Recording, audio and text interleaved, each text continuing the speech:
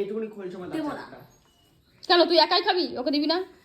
তেঁতুলগুলো আচার করে খাবো, তাও খাবে কিসের জন্য? এখন নিবি না, কিনে খাওয়া। তাহলে এখন কি খাচ্ছিস? সবসময় শুধু খাই খাই খাই খাই খাই খাই। পেঁপে খাচ্ছি, পেঁপে খাওয়া কথা ভালো জানো, কতদিন পরে পাকা পেঁপে খাচ্ছি।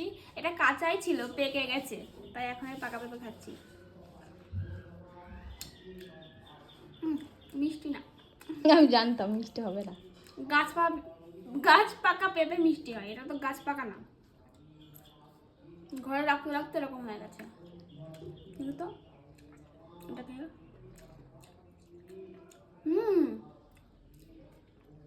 এটা মিষ্টি আছে তো। ওটা ছোট তাই। এটা ভালো মিষ্টি আছে, আর এটা তো অন্য পেঁপে ছিল, তাই এটা বেশি মিষ্টি না। পানসা হলেও ফল খাওয়া শরীরের পক্ষে ভালো, তাই আমি খাচ্ছি ফল।